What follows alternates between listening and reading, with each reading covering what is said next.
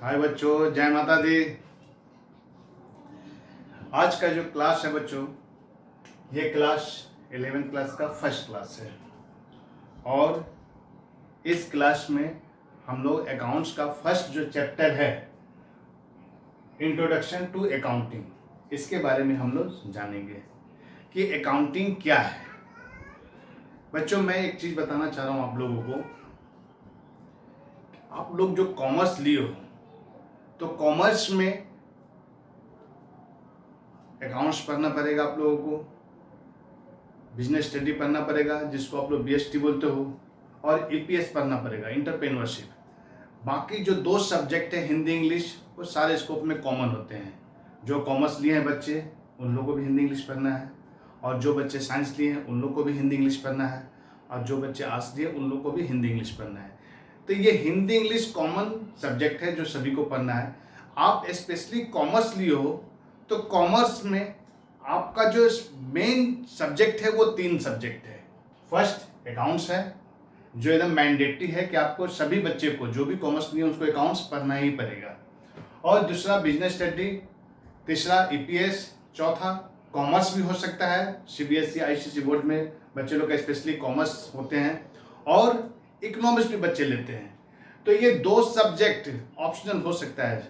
काफ़ी बच्चे ऐसे होते हैं जो इकोनॉमिक्स लेते हैं तो उनका ईपीएस नहीं हो सकता है, और जो बच्चे ईपीएस लेते हैं वो इकोनॉमिक्स नहीं ले सकते हैं। लेकिन अकाउंट्स जो है सभी के लिए मैंडेटरी है। कॉमर्स लेने का मतलब है कि अकाउंट्स आपको पढ़ना ही पड़ेगा। तो अकाउंट्स है क्या, ये जो हम लोग लिखे हैं कि इंट्रोडक्शन टू अकाउंटिंग, तो अकाउंटिंग है क्या।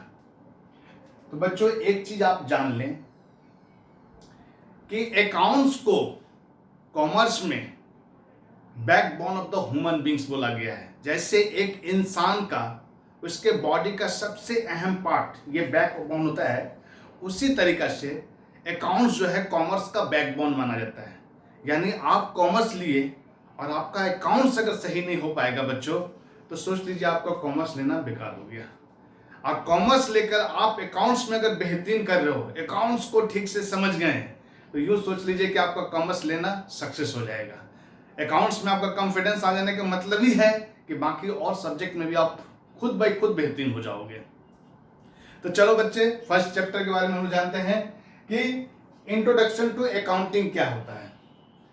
तो अकाउंटिंग के बारे में मोस्ट प्रोबेबिलिटी ज़्यादातर बच्चे पहले से भी जानते रहते हैं कि जो भी कोई बिजनेस करता है, कॉमर्स लेने का मतलब है कि आप लोग बिजनेस के बारे में जानना चाहते हो। यानी भविष्य में माता रानी की दया से आप लोग चाहते हो कि हम बड़ा बिजनेसमैन बने। तो बिजनेसमैन जो बनता है वो बिजनेस के बारे में पहले समझता है कि बिजनेस होता क्या है, बिजनेस चीज क्या है। तो बिजनेस में अकाउंट्स को लैंग्वेज ऑफ द बिजनेस बोला जाता है। क्या बोला जाता है? Language of the business. यानी सबसे पहले हम लोग देखेंगे कि बिजनेस का परिभाषा। तो इंट्रोडक्शन टू अकाउंटिंग में मीनिंग ऑफ अकाउंटिंग, अकाउंटिंग क्या है।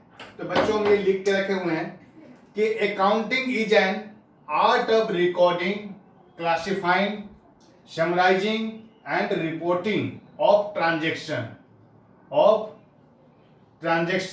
with the aim of showing the financial health of an entity। बच्चों, ये डिफिनेशन में आप लोग का बहुत सारा वर्ड होगा जिस वर्ड का मीनिंग प्रॉब्लम हो रहा होगा समझने में। जैसे ट्रांजेक्शन, एंटिटी, ये मीनिंग मोस्ट पॉपुलर मीनिंग है। इस मीनिंग के बारे में हम लोग पहले समझेंगे, तब जाके ये डिफिनेशन और बेहतरीन ढंग से आप लोग को समझ में आएगा। तो बिजनेस में ये बोल रहा है कि हम लोग जो अकाउंट्स में ट्रांजैक्शन क्या है और एंटिटी क्या है, इसके बारे में हम लोग समझेंगे कि ट्रांजैक्शन और एंटिटी है क्या। तो ट्रांजैक्शन उसको बोलते हैं जहां पे एक्सचेंज समथिंग बिटवीन 2 पार्टीज, यानी 2 पार्टी के बीच में जो कुछ वस्तु का लेन देन होता है उसको हम लोग ट्रांजैक्शन बोलते हैं। दूसरा, that transaction should must be measurable in terms of money, और उस ट्रांजैक्शन को हम लोग क्या चीज में मेजर कर सकते हैं? मनी में, पैसे में। यानी ऐसा ट्रांजेक्शन जिसको हम लोग पैसे में मेजर नहीं कर सकते हैं, उसको हम लोग ट्रांजेक्शन नहीं बोल सकते हैं। अब क्वेश्चन आता है कि ट्रांजेक्शन किसको बोलेंगे, यानी किस चीज को हम लोग बोल सकते हैं कि यस दिस इज ट्रांजेक्शन, और किसको बोलेंगे ट्रांजेक्शन नहीं है। तो उसके लिए हम लोग को दो वर्ड को पहले पहचानना पड़ेगा। एक होता है इवेंट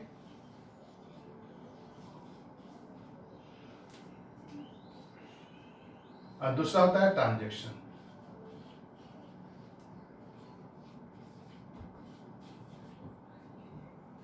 इवेंट क्या है और ट्रांजेक्शन क्या है? तो हम लोग बिजनेस में देखेंगे कि हर activity, each and every one activity is called an event. यानी एक बिजनेसमैन फ्रॉम मॉर्निंग जब से वो दुकान खोलता है और जब तक उसका दुकान चलता है तब तक डिफरेंट टाइप्स ऑफ एक्टिविटी होता रहता है। उस हर एक्टिविटी को हम लोग इवेंट बोलेंगे, बट हर इवेंट को हम लोग ट्रांजेक्शन नहीं बोल सकते। हर इवेंट को हम लोग ट्रांजेक्शन नहीं बोल सकते हैं। तो कौन सा इवेंट ट्रांजेक्शन होगा और कौन सा इवेंट ट्रांजेक्शन नहीं होगा, उसको हम लोग कैसे समझेंगे? तो ऐसा इवेंट जिस इवेंट में फाइनेंशियल इफेक्ट अगर बिजनेसमैन के ऊपर पड़ता है, बिजनेस के ऊपर पड़ता है, बिजनेस के ऊपर अगर फाइनेंशियल इफेक्ट पड़ेगा, तो उसको हम लोग इवेंट को हम लोग क्या बोल सकते हैं कि that event is called a transaction. अगर कोई फाइनेंशियल इफेक्ट नहीं पड़ रहा है तो उसको हम लोग ट्रांजेक्शन नहीं बोलेंगे। जैसे एग्जांपल ले लेते हैं,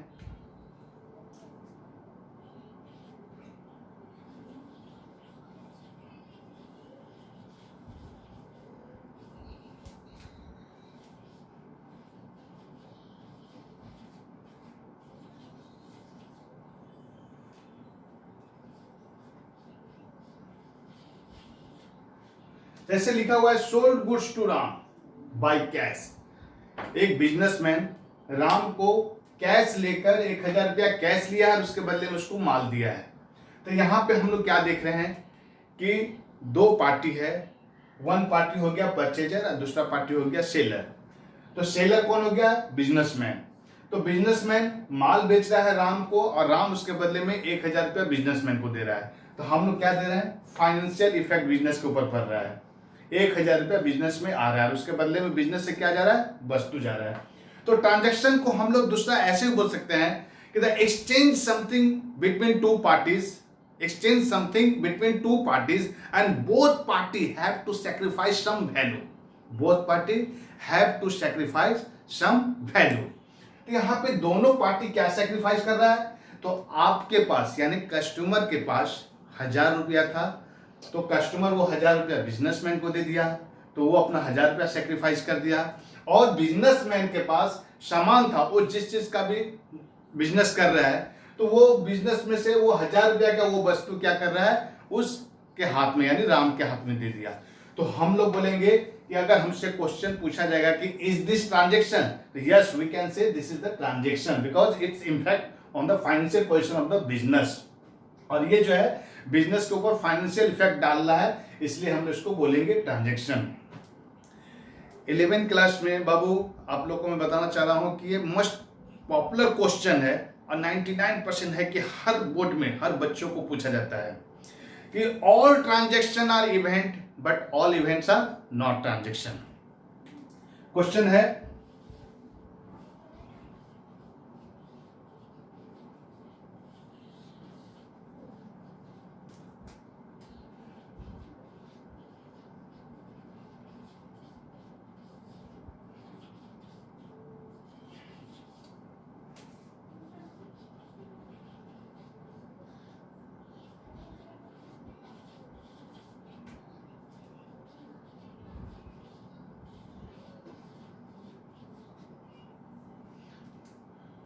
ये क्वेश्चन पूछा जाता है कि all transaction are event but all events are not transaction.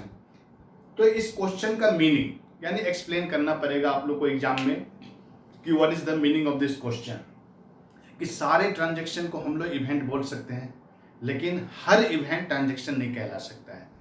तो ऑफकोर्स इसको हम लोग कैसे समझेंगे? तो देखिए ये तो हम लोग जानते हैं कि पहले कोई इवेंट होगा, पहले क्या होगा? इवेंट होगा। और उस इवेंट को हम लोग को समझना पड़ेगा कि इसको ट्रांजेक्शन बोला जा सकता है या नहीं बोला जा सकता है। तो उस इवेंट को समझने के लिए हम लोग क्या देखना पड़ेगा कि जो भी इवेंट बिजनेस के ऊपर फाइनेंशियल इफेक्ट अगर डाल दे रहा है, जो भी इवेंट बिजनेस के ऊपर अगर फाइनेंशियल इफेक्ट डाल दे रहा है तो हम लोग उसको क्या बोलेंगे, ट्रांजेक्शन बोलेंगे। अगर फाइनेंशियल इफेक्ट नहीं डाल रहा है तो उसको ट्रांजेक्शन नहीं बोलेंगे। आप लोग बहुत बार देखे होंगे कि कोई फेरी वाला, कोई हम लोग देखते हैं कि कोई फेरी वाला आसपास लोकेशन में हम लोग देखते हैं कि कोई हॉकर आता है, कुछ सामान बेचने के लिए आता है। आप लोग क्या करते हो, उसको बुलाते हो कि भाई साहब आइए।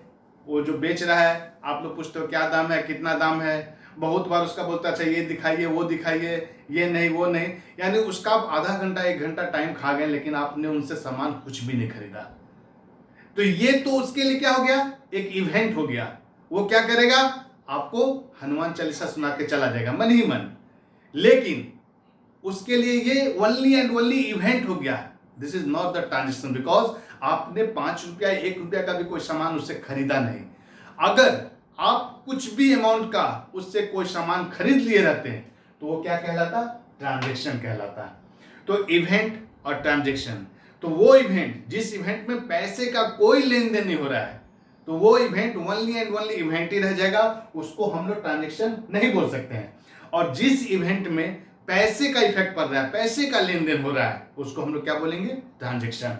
तो ये इसका एक्सप्लेनेशन है। ये जो क्वेश्चन पूछा जा रहा है आप लोगों से कि all transaction are event but all events are not transaction, तो इसलिए हम लोग बोल सकते हैं कि all event, all transaction are event, because transaction तो तभी बना होगा जब इवेंट में क्या हुआ होगा, फाइनेंशियल इफेक्ट पड़ा होगा। तो इसलिए हम लोग बोल सकते हैं कि ट्रांजेक्शन जो भी होगा वो तो इवेंट होना ही है, क्योंकि वो इवेंट तभी ट्रांजेक्शन बना होगा जब उसके ऊपर फाइनेंशियल इफेक्ट पड़ा होगा।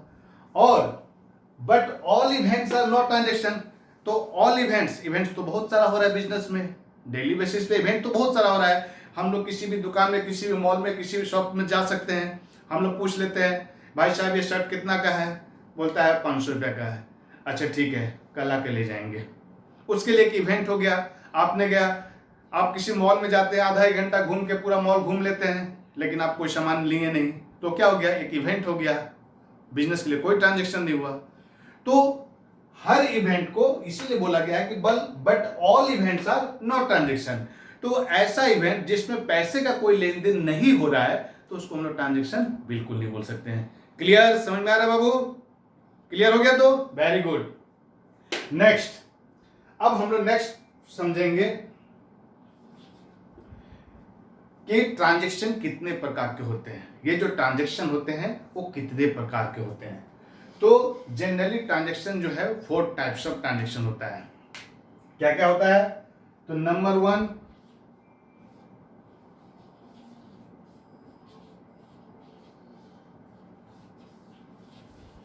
Cash transaction, number 2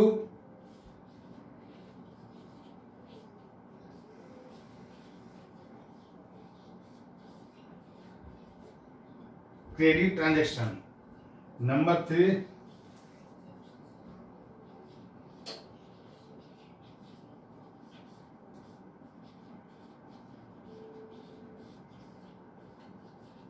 internal transaction और नंबर 4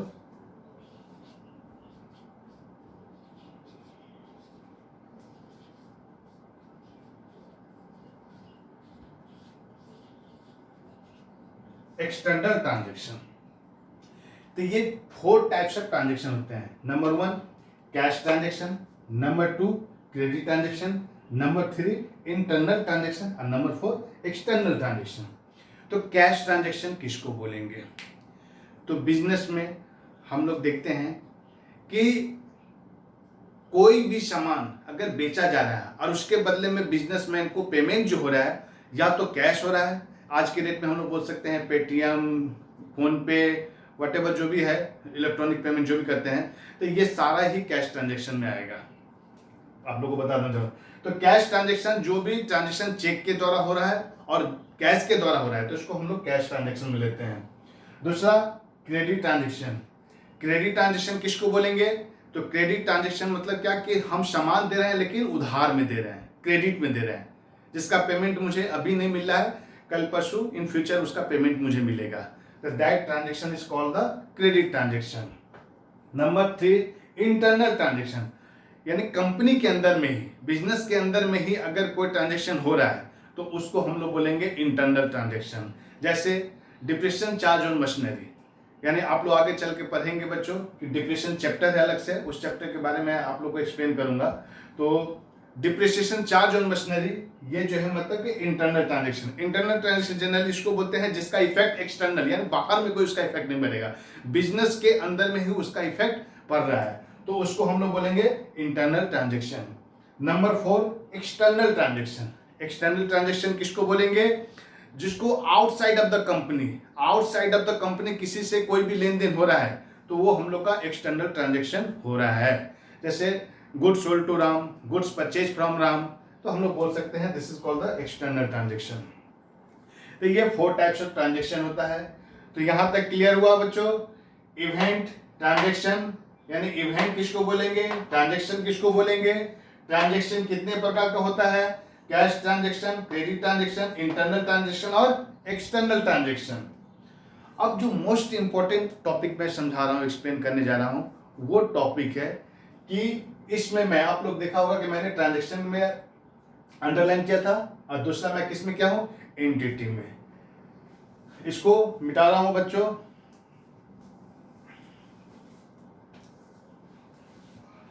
तो एंटिटी, यानी एंटिटी किसको बोलते हैं? तो एक क्वेश्चन आप लोग से, फिर एक क्वेश्चन, थ्योरी क्वेश्चन पूछा जाएगा, जिस क्वेश्चन को हम लोग बोलते हैं business is the separate entity. इसके बारे में पहले हम लोग को समझना पड़ेगा कि business is the separate entity.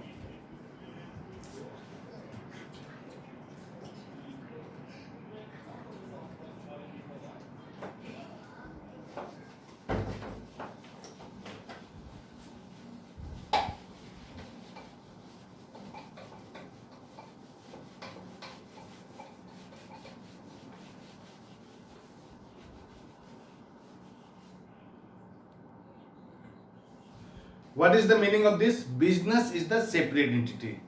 इस चीज को हम लोग को एकदम क्लियर करना पड़ेगा ही कि बच्चों अगर आप ये नहीं समझ पाओगे कि business is the separate entity का मीनिंग क्या होता है तो आप लोग अकाउंट्स कभी भी नहीं सीख पाओगे। तो इसको समझना ही पड़ेगा। जिसको अगर मान लीजिए क्लियर नहीं हो पाया तो आप उसको 50 बार पूछिए मुझसे, लेकिन आपको ये क्लियर करना ही पड़ेगा कि business is the separate entity. अच्छा, आप लोग क्या देखते हैं, कोई आदमी बिजनेस कर रहा है और उसका मालिक है, जैसे मर्जी हो रहा है वैसे बिजनेस कर रहा है और वो कोई डिसिप्लिन नहीं मेंटेन कर रहा है। बिजनेस हम लोग जानते हैं कि वो मालिक है, खुद अकेला बिजनेस कर रहा है, जब मन तब जब जो चीज़ हो रहा है बिजनेस में किए जा रहा है और 6 महीना साल भर बाद बोलता है हमारा बिजनेस चला नहीं, हमारा बिजनेस से कुछ प्रॉफिट नहीं आ रहा है। ऐसा क्यों वो बोलता है? क्योंकि उसको बिजनेस के बारे में नॉलेज नहीं है। कर रहा है, that person is doing business but they are not aware of the business है क्या, बिजनेस के बारे में उसको जानना ठीक से नहीं समझ पा रहा है कि बिजनेस है क्या, कैसे करना है। तो उस चीज के लिए हम लोग को समझना पड़ेगा कि बिजनेस द सेपरेट एंटिटी क्या होता है। कि मान लीजिए यहां पे मिस्टर एक्स है,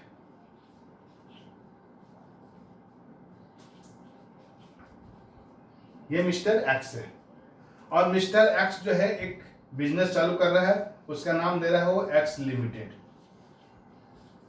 एक्स लिमिटेड एक बिजनेस चालू कर रहा है।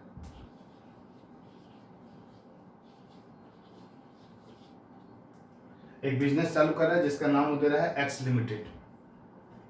अब मिस्टर एक्स ने एक बिजनेस चालू किया जिसका नाम दिया एक्स लिमिटेड। तो मिस्टर एक्स और एक्स लिमिटेड ये दोनों बहुत अलग पर्सन हो गया। मिस्टर एक्स इसका ऑनर कहलाएगा, सही बात है, और एक्स लिमिटेड का अलग एक पहचान होगा। एक्स लिमिटेड का अलग एक पहचान होगा। मिस्टर एक्स जो भी पैसा इसमें डालकर बिजनेस को स्टार्ट कर रहा है, मान लीजिए इसने इसमें 1 लाख रुपया लगाया, तो ये कैपिटल कहलाता है। क्या कहलाएगा? ये कैपिटल कहलाता है। यानी मिस्टर एक्स 1 लाख रुपया इन्वेस्ट करके एक कंपनी चालू कर रहा है, एक बिजनेस चालू कर रहा है जिसका नाम हो दिया है एक्स लिमिटेड। तो इसके लिए ये कैपिटल कहलाएगा। अब ये कैपिटल को हम लोग आगे चल के पढ़ेंगे, नेक्स्ट क्लास में आप लोग को एक्सप्लेन करेंगे कि कैपिटल जो है बिजनेस के लिए लायबिलिटी होता है। ये एसेट्स लायबिलिटी बहुत सारा चीज है जो हम आपको नेक्स्ट क्लास में एक्सप्लेन करेंगे, लेकिन यहाँ पे बताना पड़ेगा कि ये जो कैपिटल है मिस्टर एक्स द्वारा जो 1,00,000 रुपया बिजनेस में इन्वेस्ट किया गया है, वो बिजनेस के लिए 1,00,000 रुपया कैपिटल है। और हम लोग आगे पढ़ेंगे कि कैपिटल जो होता है, कैपिटल जो होता है वो लायबिलिटी कहलाता है। कैपिटल क्या कहलाता है? लायबिलिटी। लेकिन ये लायबिलिटी किसके लिए हो रहा है? एक्स लिमिटेड के लिए हो रहा है, मिस्टर एक्स के लिए नहीं हो रहा है। एक्स लिमिटेड के लिए लायबिलिटी हो रहा है 1,00,000 रुपया, मिस्टर एक्स के लिए तो एसेट्स ही है। मिस्टर एक्स के लिए अगर इंडिविजुअल मिस्टर एक्स के बारे में सोचेंगे तो मिस्टर एक्स के लिए एसेट्स है, लेकिन एक्स लिमिटेड के लिए ये 1,00,000 रुपया कैपिटल जो है लायबिलिटी कहलाता है। आप लोग बहुत समय ऐसा सुने होंगे बच्चों कि बहुत सारा ऐसा कंपनी होता है, अगर उस कंपनी में कोई डिस्प्यूट्स होता है तो वो डिस्प्यूट्स इतना बढ़ जाता है कि कोर्ट कचहरी में केस चला जाता है, और आप लोग सुनते होंगे कि कंपनी का मालिक केस हार गया। क्या आप लोग सुनते होंगे कि कंपनी का मालिक है और वो क्या होगा, अपने ही कंपनी का केस हार गया है। तो मतलब क्या समझे इसका? मतलब ये होता है कि उस कोर्ट में केस तो लड़ा जाता है, तो जो ऑनर होता है मिस्टर एक्स वो अपना पर्सनल लॉयर को रखेगा और एक्स लिमिटेड वो अपना लॉयर को रखता है। यानी एक्स लिमिटेड के बिहाफ में भी लॉयर रहता है और मिस्टर एक्स के बिहाफ में लॉयर रहता है, और एक्स लिमिटेड का लॉयर जो है केस को ऑन कर लेते हैं, जीत लेता है, और मिस्टर एक्स का जो लॉयर होता है वो हार जाता है। तो ये क्या है, ऐसा क्यों होता है? ऐसा इसलिए होता है कि किसी भी बिजनेस को शुरुआत करना, स्टार्ट करना तो बहुत ईजी होता है, लेकिन उसको क्लोज कर देना काफी टफ होता है। जब आपको प्रूव करना पड़ेगा कि एक्स लिमिटेड में प्रॉफिट नहीं हो रहा है, लॉस हो रहा है, एक्स लिमिटेड के कारण जो है मिस्टर एक्स बर्बाद हो रहा है, ये प्रूव करना पड़ेगा। ऐसा नहीं कि मिस्टर एक्स अपने मर्जी से जब चाहेगा तब एक्स लिमिटेड को चालू कर दिया और जब चाहेगा तब बंद कर सकता है। वो ऐसा कर सकता है शुरुआती दौर पर, जब कि एक्स लिमिटेड में कोई स्टाफ ना हो, कोई नंबर ऑफ वर्कर्स ना हो। मान लीजिए अगर एक्स लिमिटेड में 100, 200, 500, 1000, 5000, 10,000 काम कर रहे हैं, तो ये मिस्टर एक्स लिमिटेड का कोई राइट नहीं बनता है कि वो अपने मर्जी से जब चाहे उस कंपनी को ताला लगा देगा। ऐसा कभी भी नहीं होता है। तो इसलिए हम लोग बोलते हैं कि business is the separate entity. यानी आप जब कॉमर्स पढ़कर मान लीजिए आप सीए बन गए, सीएस बन गए, या कोई अकाउंट्स का जॉब कर रहे हैं, तो आप जब जॉब में जाते हैं तो आपको मिस्टर एक्स के बारे में नहीं सोचना है। आप जानते हैं कि इस कंपनी का ऑनर कौन है, मिस्टर एक्स है, लेकिन आपको मिस्टर एक्स के बारे में कभी भी नहीं सोचना है। Never you have to think behalf of the mister X, always you have to think behalf of the X limited. जो भी डेली बेसिस पे इवेंट हो रहा है वो हर इवेंट का तुलना आपको किससे करना पड़ेगा? एक्स लिमिटेड से। एक्स लिमिटेड में क्या माल आ रहा है, क्या माल जा रहा है, क्या सेल हो रहा है, क्या परचेज हो रहा है। तो ये सारा चीज जो आपको वॉच करना है, उस वॉच को देख के, उस इवेंट को देख के जो आप एंट्री मारेंगे बुक में एज अकाउंटेंट, आप जो एंट्री पास करेंगे वो किसको देखकर? एक्स लिमिटेड में। यानी एक्स लिमिटेड में क्या हो रहा है, डेली बेसिस पे क्या एक्टिविटी हो रहा है, क्या इवेंट हो रहा है, उस इवेंट को आपको क्या ट्रांजेक्शन पास करना है, वो एक्स लिमिटेड के बारे में आपको हमेशा सोचना पड़ेगा। मिस्टर एक्स के पास 1000 कंपनी हो सकता है, 1000 कंपनी का मिस्टर एक्स मालिक हो सकता है, और हर कंपनी में उसका हजारों एम्प्लॉय हो सकता है। तो हर एम्प्लॉय को किसके बारे में सोचना पड़ता है? कंपनी के बारे में। इसीलिए बोला जाता है कि business is the separate entity. आप जब भी अकाउंट्स बनाओगे, हर क्वेश्चन, हर जर्नल को किसके बारे में सोचोगे, तो ऊपर में लिखा रहेगा कि in the books of mister X. तो in the books of mister X limited, sorry, in the books of mister X limited, यानी मिस्टर एक्स लिमिटेड के बुक्स में जो भी इवेंट हो रहा है उसका आपको ट्रांजैक्शन पास करना है। तो बच्चों यहां तक क्लियर समझ में आ रहा है कि why we call the business the separate entity? हम लोग क्यों बोलते हैं कि बिजनेस जो है सेपरेट एंटिटी होता है, यानी मालिक अलग है और कंपनी अलग होता है। तो आज का टॉपिक मैं यहां तक रख रहा हूं कि इवेंट क्या है, ट्रांजैक्शन क्या है। यानी आप लोग क्या देखें, इस जो मीनिंग ऑफ अकाउंटिंग जो आप लोग सीखे हैं कि accounting is an art of recording. Accounting को क्या बोला जाता है? कि एक कला है, रिकॉर्ड करने का कला है।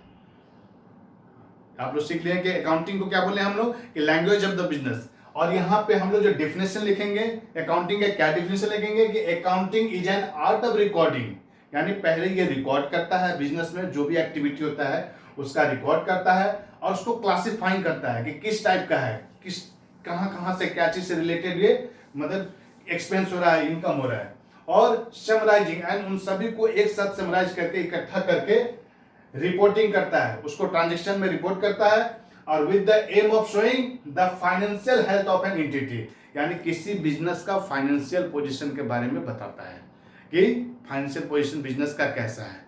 आप लोग कोई बिजनेसमैन अगर मान लीजिए किसी बैंक से लोन लेने गया और वो भरबली मुंह से बोलेगा कि हमारे बिजनेस का टर्नओवर ये है, वो है, ये है, तो वो बैंक कभी उसको लोन नहीं देगा। इवन आप देखते होंगे कोई इंडिविजुअल पर्सन भी अगर बैंक से लोन लेने जाता है तो बिजनेस बैंक जो है किसको, उस पर्सन को नहीं देखता है, बोलता है कि क्या प्रूफ है कि आप एक अच्छा इनकम कर रहे हो। उसी तरीके से बिजनेसमैन से क्या पूछा जाता है कि आपका क्या प्रूफ है कि आपका बिजनेस में ऐसा टर्नओवर हो रहा है। तो उस समय क्या होता है, हमारा अकाउंटिंग ये सारा हेल्प करता है।